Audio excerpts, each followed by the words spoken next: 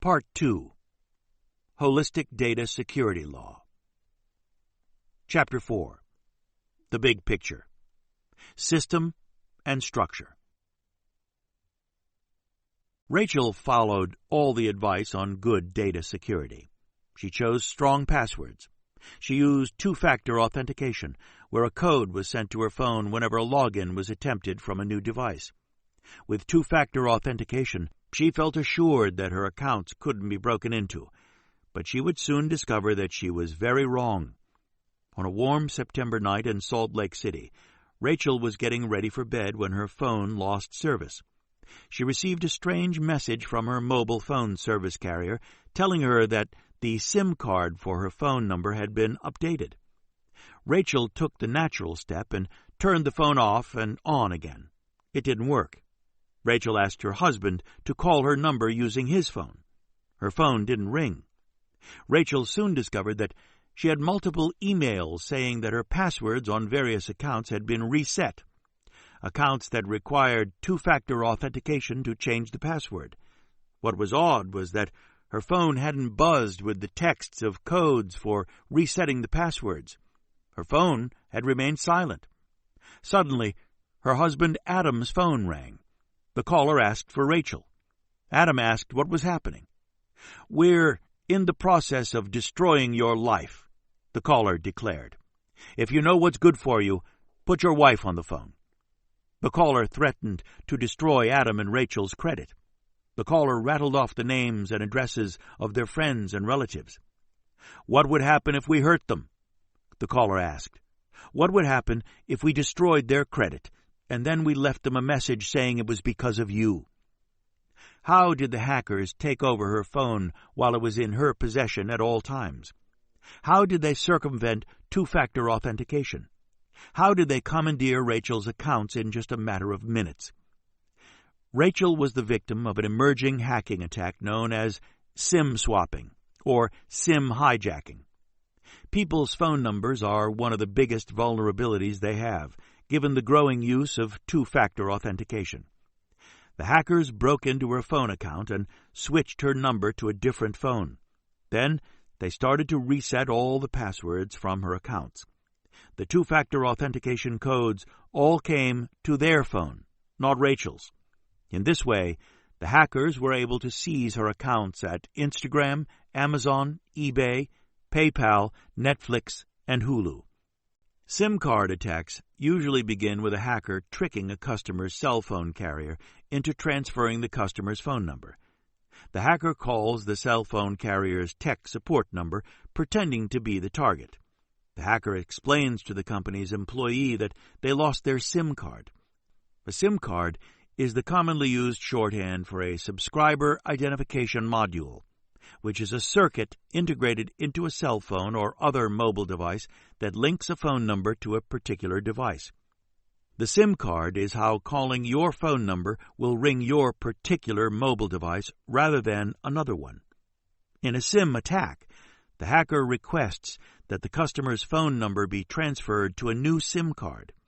The carrier's employee will usually ask a few questions to verify the identity of the customer, maybe asking for the customer's social security number or home address. These pieces of information are easy for hackers to obtain. They are often readily available in public records or for sale on the dark web because of a previous data breach. Once the hacker has answered the verification questions, the employee transfers the phone number to the new SIM card. All texts and phone calls to the customer will then no longer go to the customer's phone. They will go to the hacker's phone. From there, the hacker can start breaking into the customer's accounts. Several points of vulnerability enable hackers to carry out SIM card attacks. Personal data such as addresses, dates of birth, and other information is readily available to hackers due to inadequate privacy protections, poor restrictions on the availability of public records, and weak security at other companies. The cell phone carrier's customer support system and the phones themselves were not optimally designed to protect against this attack.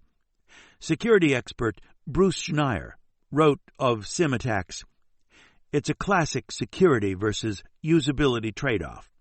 The phone companies want to provide easy customer service for their legitimate customers, and that system is what's being exploited by the SIM hijackers. Companies could make the fraud harder, but it would necessarily also make it harder for legitimate customers to modify their accounts.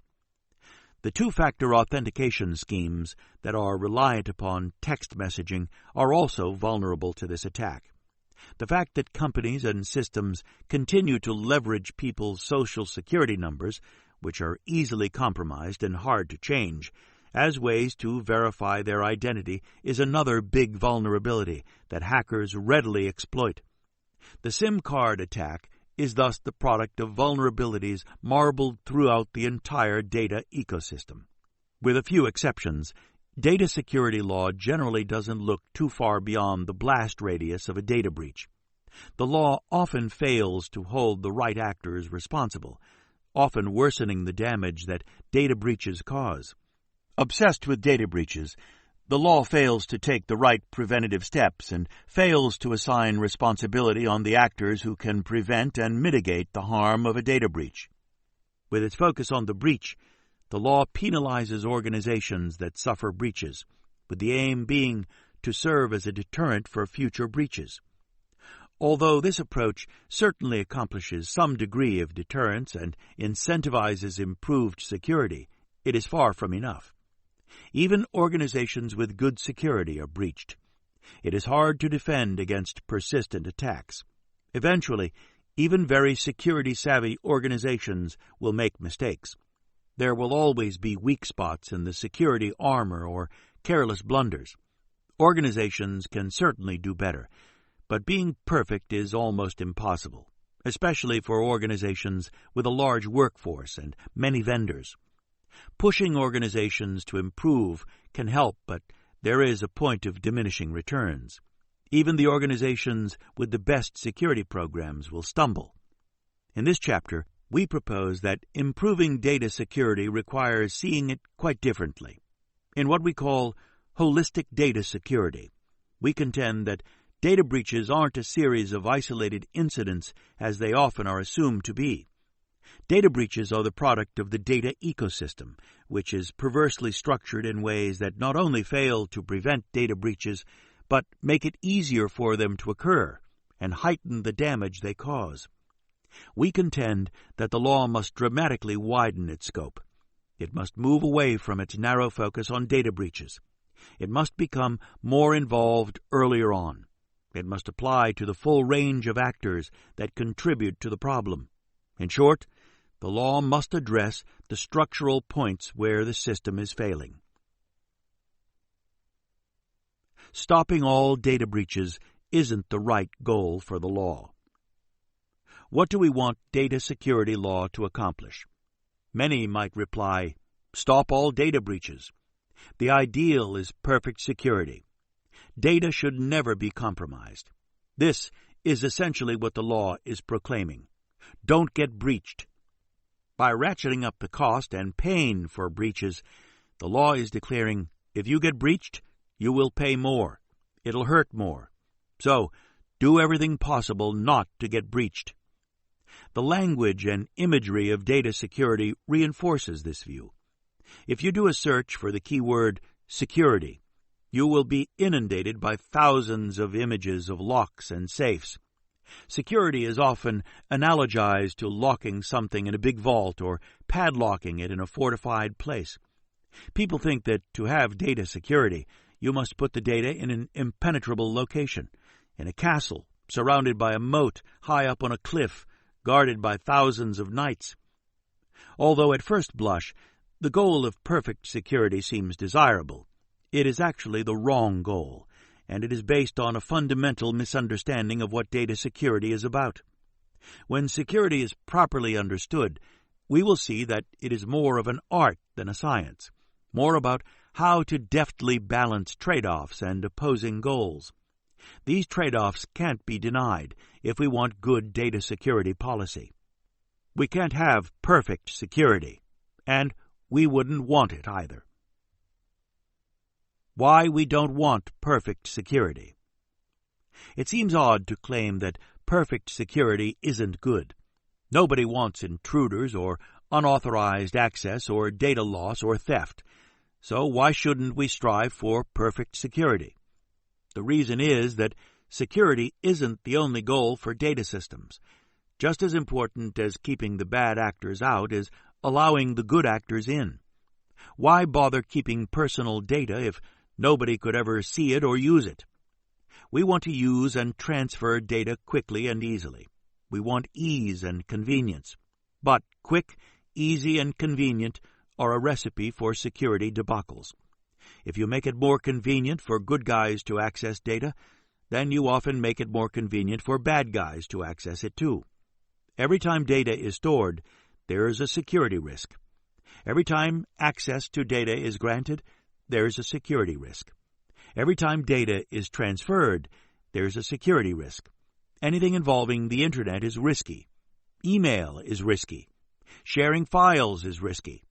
Nearly everything that is efficient, productive, convenient, or useful is risky.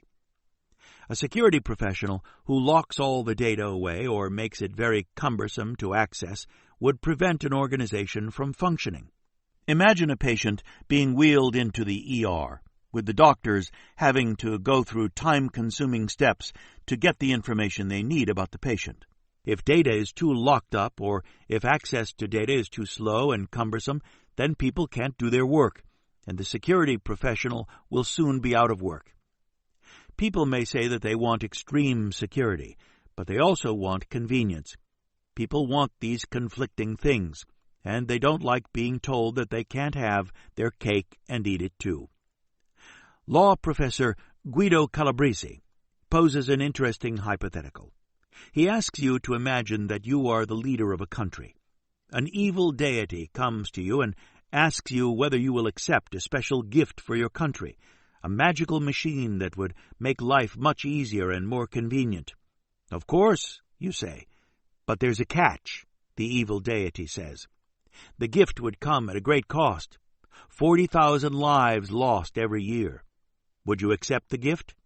Absolutely not, most people would declare. When people say no, Calabresi asks, what's the difference between the gift and the automobile? Cars make life much more convenient, but car crashes kill about 40,000 people per year. Society accepts this gift despite the costs. Calabresi calls this a tragic choice. We accept great costs for convenience, but it is very uncomfortable to admit it. We could make cars a lot safer by designing them so they couldn't go faster than 15 miles an hour, and with bumpers 10 times bigger. There are many safeguards that could be implemented, but at the cost of a large sacrifice of utility. Security is somewhat like the car. We want convenience and speed, but these things come at a tragic cost. We can't ignore these trade-offs. Pretending that they don't exist will result in poorer data security because the interests on the other side won't just disappear if ignored. People will look for workarounds that will often undermine security. We should thus be honest about the goals of data security law. We don't want data security at all costs. We don't want to do what it takes to stop all breaches. We must accept a certain amount of risk to access and use data quickly and conveniently. The key, of course, is just how much risk we should accept and how much utility we want. To complicate matters, there is no ideal balance that works for all people and all organizations. The fact that there is no one-size-fits-all security balance doesn't mean that we can't assess whether a balance is good or bad. There are some balances that are clearly off-kilter. We can evaluate and improve balances, but the key to getting it right is to understand that we are balancing competing priorities. Data security is about humans, not technology. When many people think about data security, they often think of hackers in hoodies, furiously typing on computers. But technology is just one part of data security. At its core, data security is about humans. People are the largest component of the data security risk equation, and people are one of the most challenging variables to control. Technology is often thought of first when it comes to data security. From firewalls to encryption to access controls, there is an array of technologies that can help protect against intruders or improper access to data. At universities, the main place to study data security is within the computer science and engineering programs. Certifications for data security are often tech-heavy, including lots of lines of code, cables, and navigating user interfaces. Data security, however, is not really a war between technologies that attack and technologies that protect. Instead, data security is a struggle with people using technologies. Most data breaches involve human error. It is humans who fail to encrypt or that choose poor encryption. It is humans who fail to patch software. It is humans who put data on portable devices and lose them or fail to keep them in safe places. It is humans who are susceptible to being manipulated, deceived, and defrauded through targeted attacks. Data security is about risk management.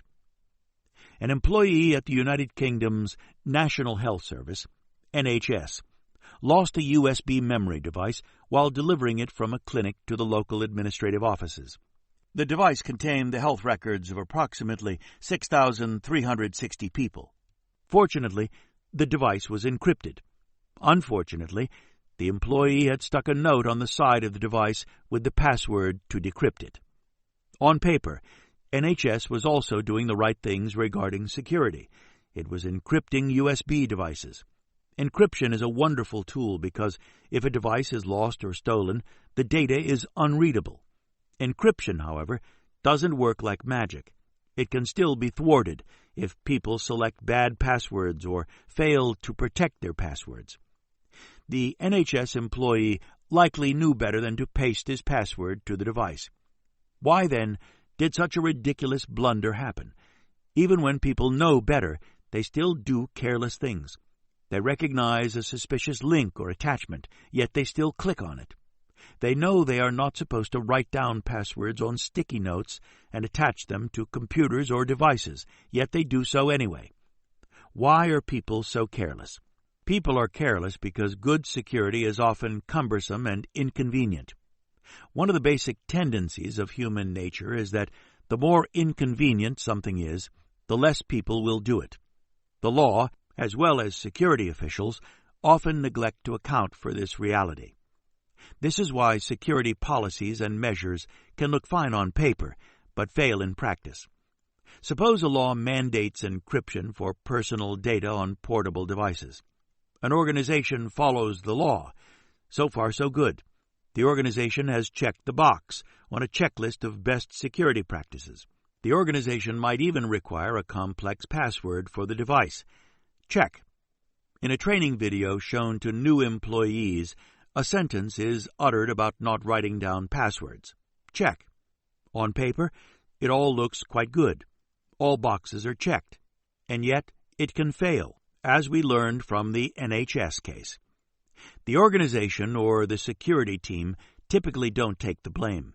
The blame goes to the person who unwisely wrote down the password and stuck it to the device. Blaming the employee, however, is one reason why data security so often fails. The employee may have been foolish and careless, but he should have been considered a known variable. His behavior was foreseeable. The problem is that there are Hobson's choices with so much of data security. For example, with passwords. If you make the password easy, and the employee will remember it. But then the password can be more readily cracked.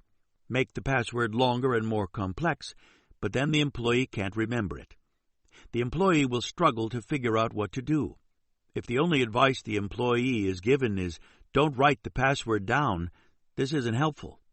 The employee needs to find a way to remember the password, but it's too difficult to remember. The employee will inevitably write it down. Who wouldn't? Employers often advise employees to use unique passwords for different accounts and devices, so the employee probably found it necessary to put the password near the device. How could this problem have been averted? Telling people not to write down passwords is unrealistic. People won't remember them. They must write them down somewhere. There must be a better way to make it easy for the employee to remember the password for the device. If organizations were to help the employee do this, rather than demand a more difficult, inconvenient, or impossible task, then there is a much better chance the employee won't use a runaround. Far too often, security advice is given in training to make the optics look good for the organization. Organizations can always claim that it told employees the right things. Training becomes a waste dump for intricate security advice that only the most assiduous people will follow. On paper, an organization can point to a training program that says all the right things. It looks good to show to regulators. We told our employees not to write down passwords, the company can explain to regulators after the breach. Our foolish employee didn't listen, so it's not our fault.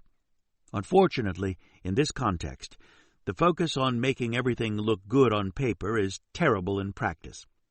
People often think of data security as a set of clear choices, as opposed to privacy, which is seen as a set of muddy policy issues. Data security, however, is actually quite muddy itself. It involves difficult policy decisions about risks and trade-offs. Managing human behavior is immensely challenging. People are hard to control. They need to be educated. They need to care. But people forget. They have lapses in judgment. They don't always have enough incentive to learn what they are supposed to learn or do what they are supposed to do. One choice is to impose more controls on people, make it harder for them to do anything with data on their own. But that can come at a cost because these control measures can be oppressive and counterproductive, changing the culture of an organization and making it too rigid, less free, and less trusting. Good data security involves determining the appropriate level of risk. How much risk is appropriate? There is no one right answer to this question.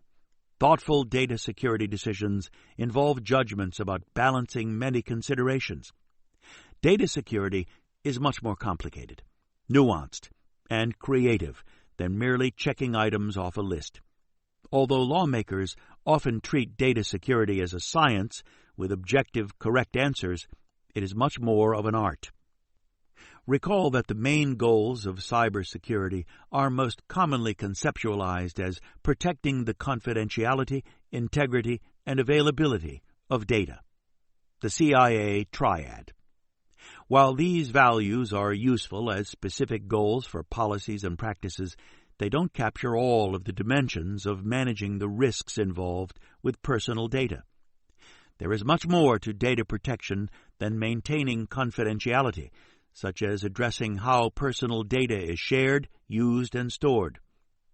If data security is thought of primarily in terms of risk management, it means the goals of confidentiality, integrity, and availability must be consistently balanced against the goals of information systems and the societal goals like market participation, self-expression, socialization, public health, and even democratic self-governance. Here is where data security law can go astray. At the organizational level, over-enforcement against breached companies can skew risk management.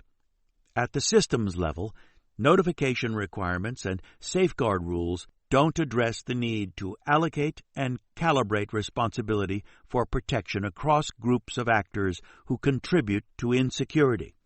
A different approach is needed. A new role for data security law. Although the current law is not adequately addressing the challenge of data security, there is an important role for the law to play. But lawmakers must take a fundamentally different approach. Currently, the law operates primarily by worsening the consequences of a breach. The hope is that intensifying the pain of breaches will deter breaches by making organizations take more steps to avoid them. But extreme deterrence is the wrong goal. As we discussed previously, the goal is to encourage optimal risk management, not to avoid breaches at all costs. Because organizations that suffer breaches are not the only cause of the breaches or the only actors that can affect the risk, the law should facilitate a better management of the risk across the entire data ecosystem. Data security law should take on the role of promoting structural change in the data ecosystem. The law should establish who is responsible for what. It should set up the right incentives. It should help shape the system in which everything operates. The key to the law's success is to look beyond the breach to the whole data ecosystem.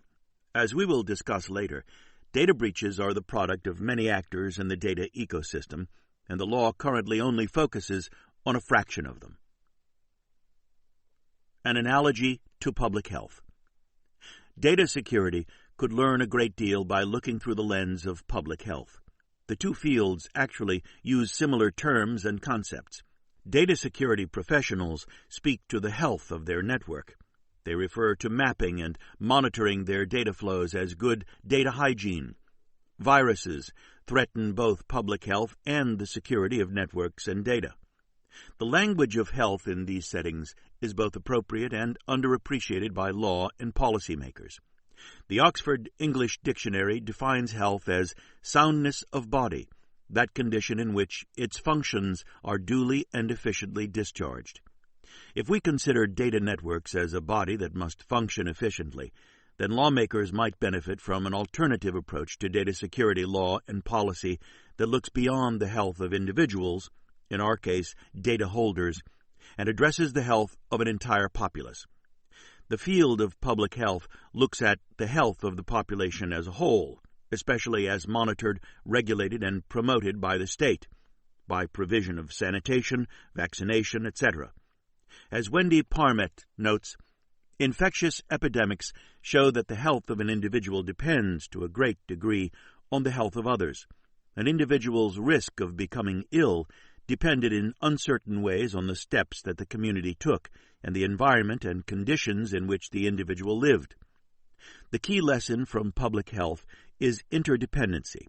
We have to focus on the whole system, not play whack-a-mole with specific individuals. Similar to combating disease epidemics, addressing the data security epidemic requires collective action. The security of our data largely depends on factors that are outside of our control, and even significantly outside the control of the organizations that are responsible for storing it securely. Our approach here is inspired by Deirdre Mulligan and Fred Schneider's conceptualization of cybersecurity as a public good. The scholars noted that public health and cybersecurity both aim to achieve a positive state, health or security, in a loosely affiliated but highly interdependent network. Adam Shostak has also articulated a vision of cyber public health that would support public health equivalents of institutions and practices for cybersecurity. Security experts rarely give advice on the level of wash your hands, Shostak notes. Their advice is rarely consistent with other experts or the public. People are naturally confused and give up. He further argues that, unlike in public health, where public health institutions provide useful statistics and guidance, there are few equivalents in the world of cybersecurity. Another important feature of looking at data security from a health and wellness perspective is that, just like illnesses are inevitable, so too are security breaches. Derek Bambauer has argued that focusing efforts principally on preventing cyber attacks is misguided. Perfect security is impossible, and even attaining good security is extraordinarily difficult. Instead, cybersecurity regulation should concentrate on mitigating the damage that successful attacks cause. The who, what, when, and how of data security law. Data security law jumps in at the wrong time, is not looking to all the responsible actors, is not addressing the practices that most lead to poor security, and is not working in the right way. It is failing in 4 key dimensions: who, what, when, and how. Who? The law loves to pummel the breached organization. Of course, this is an important deterrent to keep companies from engaging in reckless security practices. But the compromised data holders are just one actor in a much larger system. Let us step back for a moment and consider the big picture. There are many actors that contribute to data breaches. They include software manufacturers that create buggy, vulnerable software, makers of insecure devices that can readily be hacked, ad networks and websites that host malicious ads, platforms that don't sufficiently vet apps, consumer reporting agencies, government officials that exploit vulnerabilities, government officials that create vulnerabilities, and organizations that miseducate people, among others.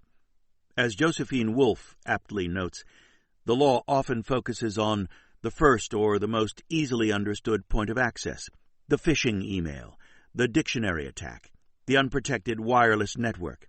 What is overlooked are all of the groups and people who play some role in enabling successful cybersecurity incidents. Wolfe is exactly right. The law needs to expand its scope to hold more actors accountable for data breaches. What? Almost every hack seems like the result of a technical failure or individual blunder. But usually, those failures or blunders were orchestrated by criminals taking advantage of a system where nobody wants to accept blame for a security lapse. The lack of accountability within these systems causes or contributes to a lot of breaches, or makes them more harmful. When we step back and look at the big picture, security is about structure. It is about the structure of a data ecosystem where many actors contribute greatly to the problem and aren't held accountable.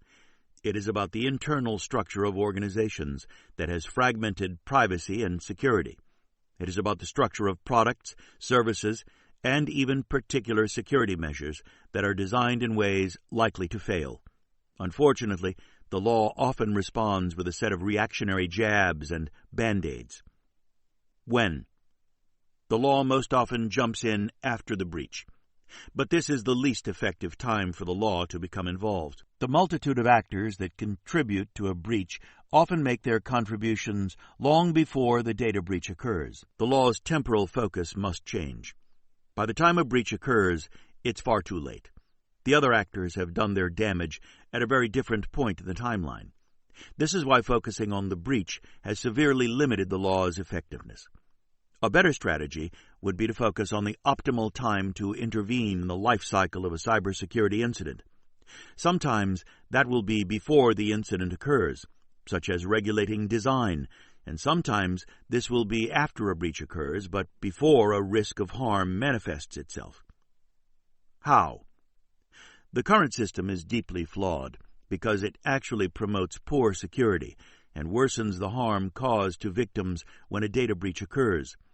Numerous actors play a role in data breaches beyond the organizations that suffer the breach. The market often fails to create the incentive for good security, and in many cases, the incentives encourage poor security. The reason why is because all the parties in the data ecosystem have a very strong incentive to shift the blame and resulting liability of a breach onto others, because they don't want to end up holding the bill. Data security law right now is like a game of hot potato, where no one wants to be stuck holding the potato when the timer runs out.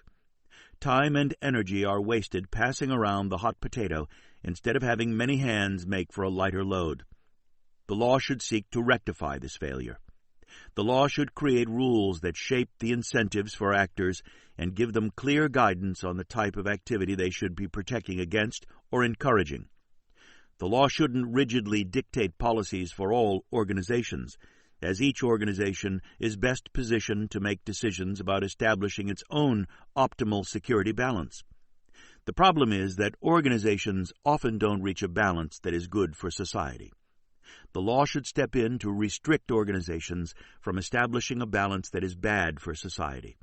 The law can also push organizations to take security measures that are more consistent with how humans behave, rather than the ones that are in denial of human behavior. Additionally, the law can incentivize better design. Design is often delegated to engineers. Policymakers are sometimes wary of being too paternalistic because they think that they don't understand technology. But engineers often design technology in ways that would be secure if used by robots, but are woefully insecure when used by people. Technologies are often designed in ways that exacerbate people's tendencies to be insecure rather than nudge them to be more secure. Data security law must look beyond the breach. It must become more holistic about whom it holds responsible and when it becomes involved. The law can correct for the current market failure in data security. It can improve the security balance by more accurately allocating the costs of breaches to all the responsible actors. And it can be more preventative and less reactive. Chapter 5. Responsibility across the whole data ecosystem. They made it seem so simple. Just download the app. Take a photo of yourself. The racier the better. Send it to your friend or lover, and poof, the image or snap disappears after a few seconds. But it was never that simple, and it definitely was never that safe. The popular photo-sharing social media app Snapchat promised ephemeral communications, but malicious actors had other plans. In the fall of 2014, hackers intercepted hundreds of thousands of pictures and videos taken by Snapchat users. After a few days of bragging and bluster, the hackers posted the photos online. As a company already under a consent order with the FTC to protect users' privacy, Snapchat was quick to proclaim that it did nothing wrong, promptly issuing a statement that read, "We can confirm that Snapchat's servers were never breached and were not the source of these leaks." The culprit was an insecure and unauthorized third-party software program designed to let users store disappearing snaps. Snapchat blamed its users. Snapchatters were allegedly victimized by their use of third-party apps to send and receive snaps, a practice that we expressly prohibit in our terms of use precisely because they compromise our users' security. Snapchat was referring to fine print buried in its terms of use that banned the use of third-party software. Snapchat didn't explain that the ban was to protect security. No reason for the ban was given. This dense boilerplate agreement places the burden of securing against this attack on the party in the relationship least likely to have knowledge of the vulnerability, the user. In the aftermath of a data breach, this kind of blame game is typical. A legion of regulators will investigate. Insurance companies will balk. Penalties will be issued. Lawsuits will be launched. Commentators will castigate the organization for its carelessness. And victims will often be blamed, typically for acting in predictable ways. There are many actors lurking in the shadows. They aren't in the spotlight, but they are not bit players. These other actors are often not evil or malicious. They are doing exactly what our system allows them to do. In this chapter, we will describe the various types of actors that contribute to data breaches and the role that each plays. The law should hold these actors more responsible for their contribution to the risk. When we speak about the law imposing more responsibility, we are not referring to a particular legal strategy for doing so.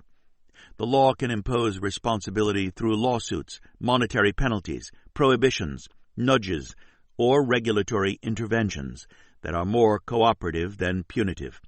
There are plenty of tools in the law's toolbox. Our focus is on the first step, which is bringing the law to focus on risk management and to address risk throughout the entire data ecosystem. The actors. Data breach stories often focus on the immediate events leading up to the breach. The stories typically begin with a person who makes a blunder, such as losing a device with data, failing to patch software, or falling for a phishing trick. But there is a lot more to the story than we often hear about. In fact, what we often learn about a breach is just one chapter of a long novel. To fully understand the problem, we must read all the chapters, where we will encounter a sweeping cast of characters who each play a role in the breach. Designers. Actors who design insecure devices and buggy software with security vulnerabilities. Distributors. Actors who distribute security threats, such as ad networks that fail to screen out malicious ads or platforms that fail to vet insecure apps. Amplifiers.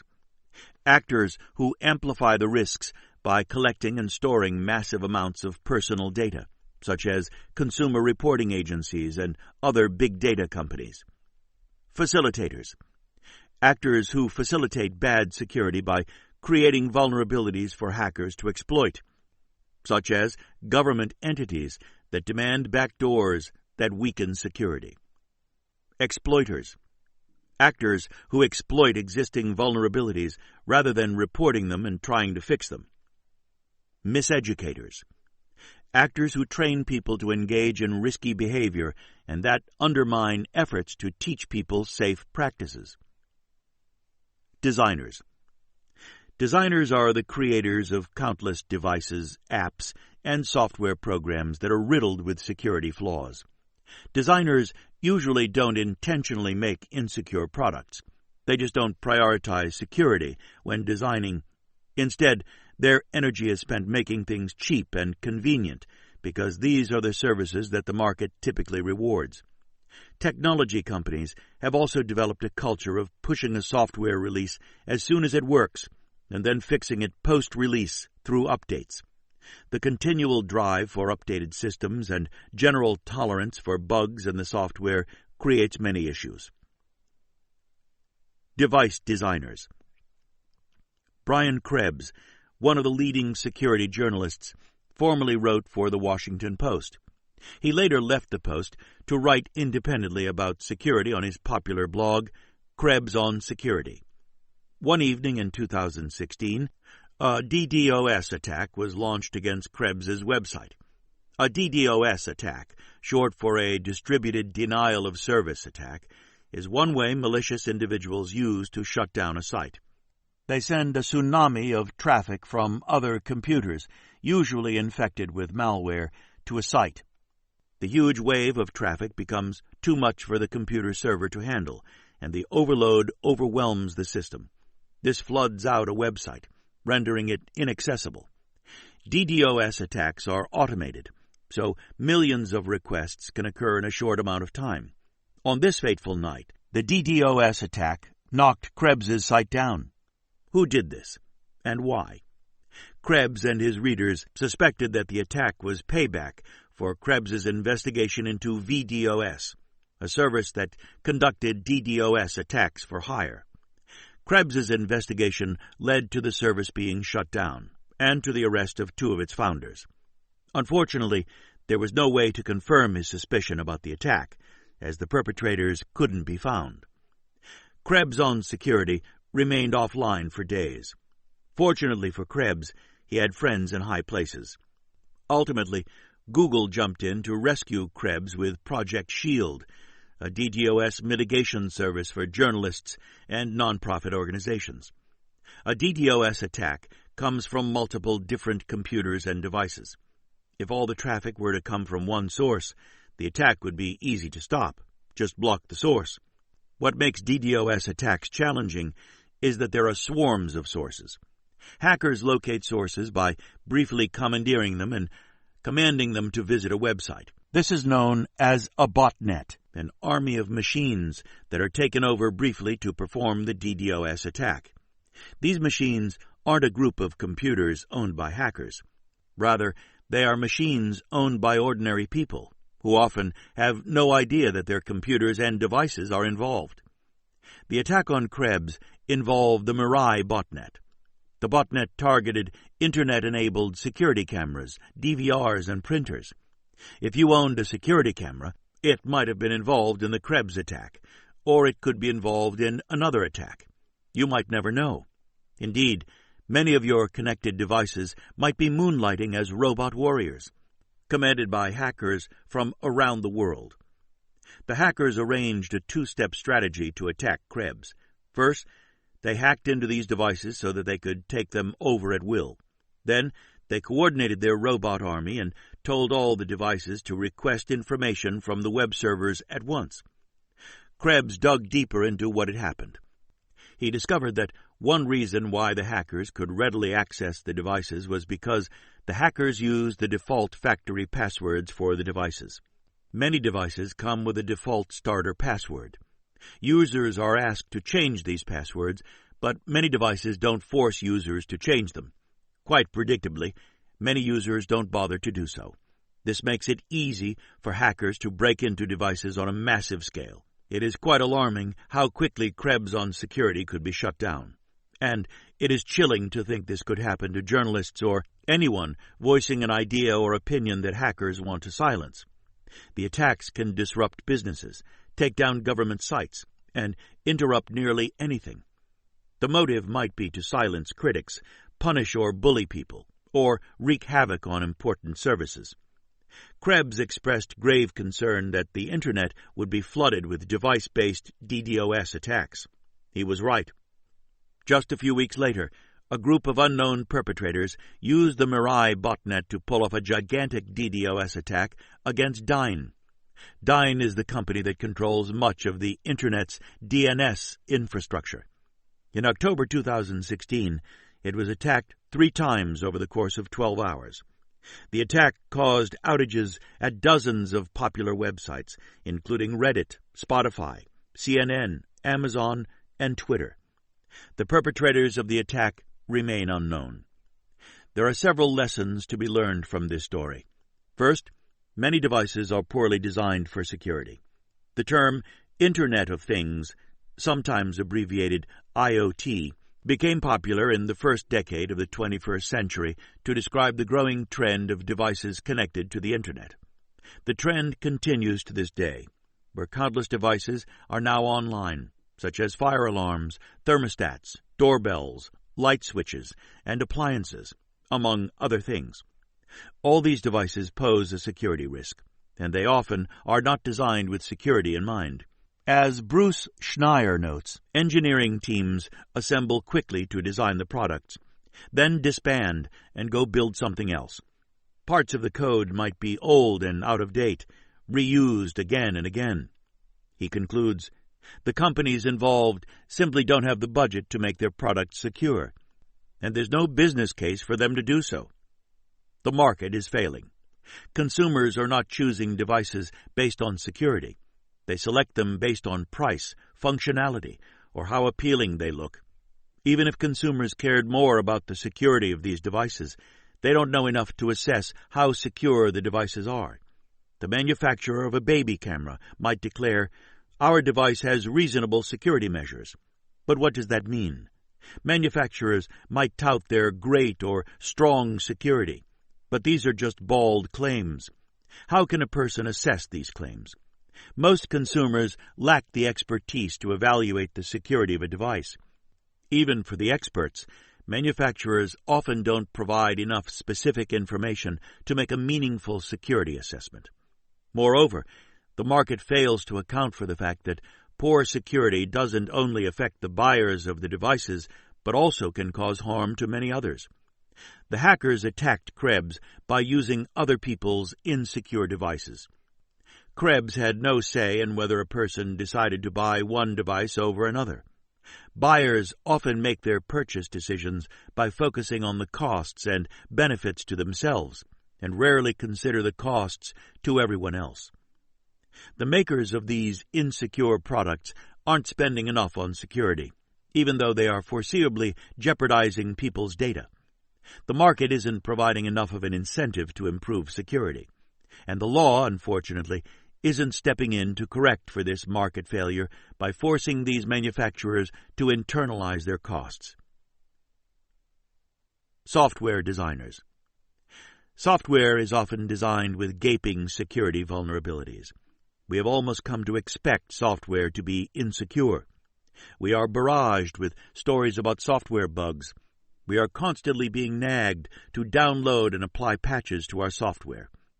When a security flaw in software results in a breach, the software manufacturer is rarely held responsible for the harm caused. There are several frameworks that collectively fail to hold software designers accountable. First and foremost, contract and tort law doctrines are intertwined in ways that routinely relieve companies from liability for insecure software. Companies use exculpatory clauses to explicitly disclaim liability and argue that they are offering a service and not a good to avoid liability under express and implied warranties. Courts have generally been quite reluctant to hold developers liable for insecure software because of such deference to contractual provisions, the limited ability for plaintiffs to recover for economic loss, the unclear duties companies have under negligence law, and difficulties in causal links between conduct and harm. Additionally, federal legislation does little to hold companies liable for insecure software. For example, the U.S. Anti-Hacking Law, the Computer Fraud and Abuse Act, CFAA, specifically provides that no action may be brought under this subsection for the negligent design or manufacturer of computer hardware, computer software, or firmware. Imagine if the software were like a regular product.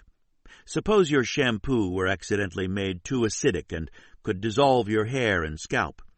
Imagine if your car could suddenly blow up. Imagine if your television was defective and could readily burst into flames. In all these situations, the makers of these products would be liable for the harms their faulty products caused. But software usually gets a pass. Of course, judges are more likely to hold companies liable that create software that physically injures people. But the law is remarkably porous and ineffective, even under such extreme circumstances. Perhaps we want some small amount of leeway for software, because it is hard to make software that isn't riddled with security bugs. But perhaps a lot of software is so poor on security because there's not enough responsibility. Much of the burden is placed on consumers, who are constantly asked to install software patches. According to Bruce Schneier, the industry rule of thumb is that only 25% install patches on the date of release, and another 25% within the month. But 25% only get around to it within the year, and 25% don't patch at all. Patching can frequently be a clunky and cumbersome process, and many embedded devices don't have any way to be patched. To be fair, it's practically impossible to create software without any bugs and vulnerabilities. Spurring people to download and install the updates on a regular basis is like pulling teeth. It is a chore for people to keep patching, especially given how much software we are using. Software companies also stop supporting old software, a move they refer to as deprecating a particular program. Unfortunately, but often for good reasons, people grow attached to old software and don't want to abandon it. People often don't have the financial resources to constantly upgrade their tools. Additionally, abandoning software might render certain data and files unusable. For example, if a person creates a video with a video editing program, the video source file could be incompatible with other programs. If the law holds software makers more responsible for the downstream consequences of poor security choices, then software would likely become more secure. More money would be invested in security. There would be more testing before launching software. More care might be taken when determining when to stop supporting updates and how best to safely transition people to new systems. We are not arguing that software must be perfect on security, but software should at least be up to a reasonable standard. With the proliferation of connected products and devices, so many things now have software in them, and this software often has poor security. Without greater accountability, bad software can continue to flood the market and put us all at serious risk. Distributors. Distributors are a group of actors that help distribute insecure products and services. They create places that appear safe, websites, platforms, online marketplaces, and they make it easy for individuals to find out about products and services and to purchase or use them. Unfortunately, distributors fail to adequately screen these products and services. It's akin to supermarkets stocking their shelves with tainted food. Ad networks. Suppose you are a cautious internet surfer. You don't visit strange sites or anything that seems dubious or disreputable. You just go to mainstream news sites, large retailer sites, or the websites of big companies you know. You think you are safe, but we have bad news for you. Imagine you are on a popular website and you see an interesting ad. You click the ad and suddenly you're thrown into a digital hell. The ad sends you to a malicious site which infects your computer with malware. This malady is known as malvertising, a mashed-up word for malicious advertising. Malvertising involves fake ads created by hackers and fraudsters. When you click on them, the ads take you to a phishing site or a site that will infect your computer with a virus. Many popular websites use ad networks to select and deliver ads. Ad networks are companies that serve ads on thousands of websites. Instead of websites themselves selling and arranging all the ads themselves, ad networks manage the sale of advertising opportunities. Many ads are submitted to the various ad networks, and the networks often don't have time to examine each ad carefully. The system is highly automated. The online advertising ecosystem is a remarkably complex network. It involves publisher sites, ad exchanges, ad servers, retargeting networks, and content delivery networks, CDNs. Multiple redirections between different servers occur after a user clicks on an ad.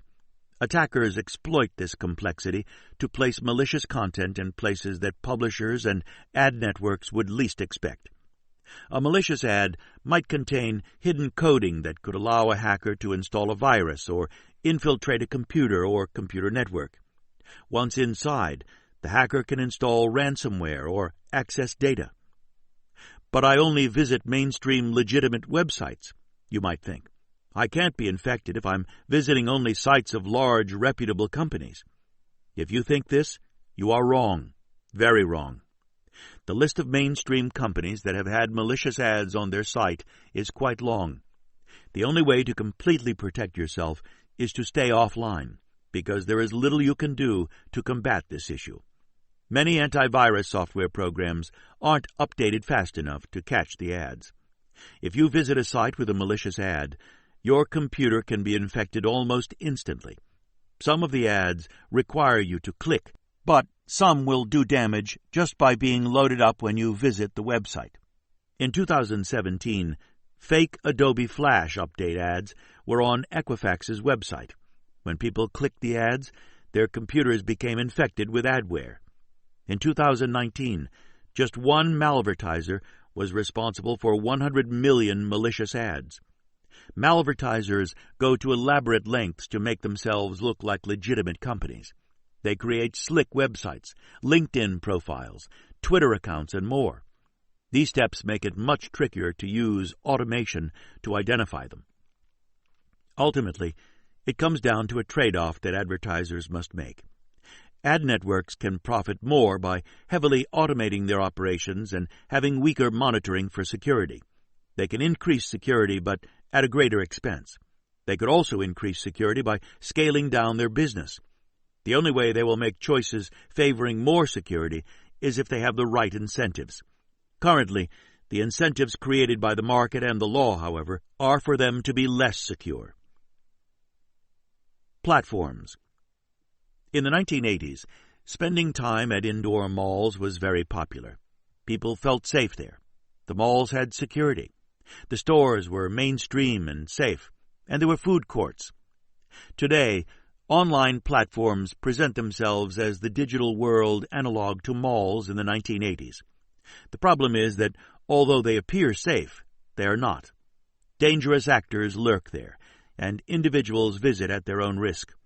If you go to the App Store for Apple or Android, you can find a multitude of apps. Many look really neat, and it is so easy to download and use them. You might think that they are safe because they are in the store, but often they are quite risky. Many apps have terrible security. According to one study, 43% of Android apps and 38% of Apple apps had major security flaws. Another study found that 86% of mobile apps had a common security vulnerability that could open the door for hackers. These findings should come as no surprise, because there are not many incentives for most app developers to prioritize security. They are more interested in creating what sells, exciting features and functions. Users don't know enough about security to factor it into their decisions about using apps. Thus, there isn't much market incentive to invest a lot of time or resources into security. The app stores disclaim responsibility. Although they often claim they review apps before allowing them in the store, The app stores don't want to be held legally responsible. They simply want to review apps voluntarily and avoid being held to a particular standard. In Opperman v. Path, a group of plaintiffs sued Apple for misrepresentation because it touted a strong commitment to privacy but didn't prevent apps from obtaining people's contacts without consent. The court threw out the case, even though the court concluded that Apple misrepresented the curating of its App Store and the level of security of the apps being sold there. Despite this misleading marketing, the court concluded that it wasn't extensive enough. Apple made only a handful of statements per year, contained in buzz marketing materials, press releases, statements in investor calls, and similar materials. These materials were not widely disseminated to consumers. In other words, Apple engaged in some misrepresentation, but it didn't engage in a tremendous amount of misrepresentation. According to the court, a little wrongdoing is okay. The court totally ignored the fact that people generally assume that they are safe in an app store. The platforms need not tout anything because they can rely on the fact that people assume the products in their stores are safe. Sometimes the law flashes a burst of inspiration. A recent case is a cause for celebration. In Oberdorf versus Amazon, a court held that Amazon could be liable for a defective product sold by a third party on Amazon's site. Oberdorf bought a collar for her dog. One day the collar broke, and the leash snapped back and hit Oberdorf in the face, permanently blinding her in one eye. The seller of the dog collar, a third party called the Furry Gang, had all but vanished. The seller was unreachable, and its account on Amazon had gone inactive. Amazon argued that it wasn't the seller of the collar because it merely provides an online marketplace for products sold by third-party vendors. The court noted that Amazon barely vets its third-party sellers. Amazon's vice president of marketing business admitted that Amazon generally takes no precautions to ensure that third-party vendors are in good standing under the laws of the country in which their business is registered. In addition, Amazon had no vetting process in place to ensure, for example, that third-party vendors were amenable to legal process. The court held that Amazon should bear the responsibility for unsafe products because Amazon exerts substantial control over third-party vendors. The court noted that Amazon is fully capable, in its sole discretion, of removing unsafe products from its website. Much of the time, the law doesn't hold platforms accountable. Platforms like Amazon haven't yet been held responsible for selling insecure devices. Platforms often disavow responsibility for the activity that occurs on them. In the United States, Section 230 provides robust immunity for publishing content by third parties. Companies encourage activity on their platform, make money from activity on their platform, and entice people to use their platform and feel safe on it. They want all the profits and benefits without the responsibility. A common theme in the data ecosystem is that many actors want to reap profits, yet don't want to pay the costs when something goes wrong with security. The app makers don't have sufficient incentive to make secure apps. The platforms where the apps are sold don't want to be their brother's keeper, though, of course, many make some effort to deny access to fraudulent or insecure apps. Platforms have strong incentives to point to the app makers when something goes wrong. Everyone makes money, and consumers are lulled into the false belief that they are safe when, in fact, they are not. Amplifiers. Another group of actors amplify data security risks. Amplifiers sweep up people's data and store it all together, making an attractive treasure trove for fraudsters. Despite the higher risks that storing all this data creates, many amplifiers don't provide better security than anyone else. Consumer reporting agencies. Equifax is one of the big three consumer reporting agencies with personal data on hundreds of millions of people. In 2017, it had one of the largest data breaches, facilitated by a few careless errors. In March 2017, the United States Computer Emergency Readiness Team, called U.S. CERT for short, sent Equifax an alert about Apache Struts, which was open-source software that Equifax used. The Apache Software Foundation had already issued a free new version with the problem fixed. All Equifax had to do was to update to this new version. Apache Struts was used by a number of employees for a number of different applications, so multiple installations of the software had to be updated. When the Equifax security team received the alert, they quickly sent an email around to about 400 employees, informing them that if they were responsible for an Apache Struts installation, then they should update the software accordingly. But the mass email failed to include one employee who maintained a dispute portal that used the Apache Struts software. This installation wasn't updated. A week later, Equifax scanned the network for vulnerable versions of Apache Struts, but the scan wasn't properly configured and failed to detect the Apache Struts installation on the dispute portal. 4 months later, Equifax's security team noticed some suspicious activity at the dispute portal. They later discovered that many attackers had exploited the vulnerability in the portal to break into the network. To the delight of the attackers, Equifax's network wasn't well segmented, so the attackers were able to access a lot of information. They hit the jackpot when they located administrative credentials which were stored in plain text. With these credentials, they obtained even more access to Equifax's network. The hackers were even more gleeful when they were able to gain access to more than 145 million records, including Social Security numbers, SSNs. Equifax's policies required that personal data be encrypted, but the SSNs were stored in plain text. This breach involves many of the themes we have discussed so far. The vulnerability was in software that required a patch. A series of careless human errors resulted in an installation of this software not being patched.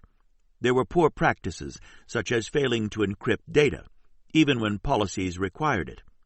The network wasn't sufficiently segmented, giving the intruders a lot more data to access. All these errors are careless human mistakes. Of course, Equifax had made a prior statement about the quality of its data security, a statement similar to that made by many companies. We are committed to protecting the security of your information through procedures and technologies designed for this purpose by taking these steps. We limit access to your personal information to employees having a reasonable need to access this information to provide products and services to you. We have reasonable physical, technical, and procedural safeguards to help protect your personal information. Statements like this are essentially meaningless to people who receive them. Everyone says they are being reasonable about security. The FTC charged Equifax for failing to live up to its promise of reasonable security. Along with 50 states and territories, the FTC reached a settlement with Equifax, which agreed to pay $575 million and potentially up to $700 million. This money would compensate people who suffered harm, as well as pay for up to 10 years of free credit monitoring, in addition to other things. The irony is that it was users of Equifax's credit monitoring who were victimized by the breach. They would receive credit monitoring for the data compromised when they were using credit monitoring. This particular breach involved personal data on many people who were customers of Equifax, using its credit monitoring and identity theft protection services. But most people whose data Equifax maintains are not customers. These people often have never even heard of Equifax, let alone had an account with them. The primary business of the consumer reporting agencies is credit reporting. Their main customers aren't the people they are maintaining data about. Instead, their customers are creditors or others who want to obtain information about people. The law allows consumer reporting agencies to collect data about people and to report on their creditworthiness without people's consent. People can't even opt out. ChoicePoint is another example of this type of actor. This was a company that had gathered extensive dossiers about individuals, mostly without their knowledge or consent. The people whose data it gathered, maintained, and analyzed weren't its customers. ChoicePoint's customers were other organizations. The fact that people affected by breaches are often not customers presents a big problem. There isn't a sufficient market mechanism to incentivize these companies to devote extensive resources to protecting the security of personal data. If you don't like the way that your bank treats you, you can take your money to another bank. If your doctor breaches your confidentiality, you can go to another doctor. But if a consumer reporting agency is careless with your data, you can't do anything. It can still keep and use your data. Consumer reporting agencies began developing as early as the late 1870s. With the help of computers from the 1960s on, they grew into behemoths, processing torrents of data about hundreds of millions of people. Consumer reports contain financial information, bankruptcy filings, judgments and liens, mortgage foreclosures, checking accounts, and information from other creditors, including how well you paid back your debts in the past. Some companies also prepare investigative consumer reports, which supplement the credit report with information about an individual's character and lifestyle. Before they were regulated by law, credit reporting agencies were notorious for their abuses. Credit reports often contained numerous errors. People had no right to check the accuracy of their credit reports or even see them. If people wanted to dispute something on their credit reports, there was often nobody they could call for help. A parade of complaints of abuse and lack of responsiveness of consumer reporting agencies sparked Congress to pass the Fair Credit Reporting Act, FCRA, in 1970. FCRA provides a set of rights to people in their credit reports. People have a right to access their credit reports, challenge inaccuracies in their credit reports, and consent for their credit reports to be obtained for employment purposes. The law is good in many respects, but an incentive problem remains. Legally mandated requirements are never administered with the same zeal as profit-motivated endeavors, and without robust enforcement of existing rules, there isn't much incentive for companies to follow the rules. Consumer reporting agencies such as Equifax, Experian, and TransUnion process lots of data. Instead of holding these companies responsible if they make a mistake, courts often act as apologists for these companies by giving them greater leeway to make mistakes because of their vast size. The business model of these companies is to keep costs low and do things fast and at a huge volume. This isn't just the business model of consumer reporting agencies. It's increasingly the business model of many companies, especially online service platforms. Automate as much as possible, grow to an enormous size, and process a tremendous volume of data very efficiently. Consider the case of Sarver versus Experian. In this case, Experian reported incorrectly that Lloyd Sarver had gone bankrupt when he hadn't. The error resulted in Sarver being denied a loan from a bank. Sarver sued under the FCRA, which requires that consumer reporting agencies use reasonable procedures to assure maximum possible accuracy. The court tossed out the lawsuit. The court concluded that Experian gathers credit information from about 40,000 sources, and it is stored in a database containing approximately 200 million names and addresses and some 2.6 billion trade lines. The company processes over 50 million updates to trade information each day. Because Experian processes so much data, the court stated, some mistakes are bound to happen, and these mistakes should be forgiven. Sarver argued there were anomalies in his report that should have alerted Experian.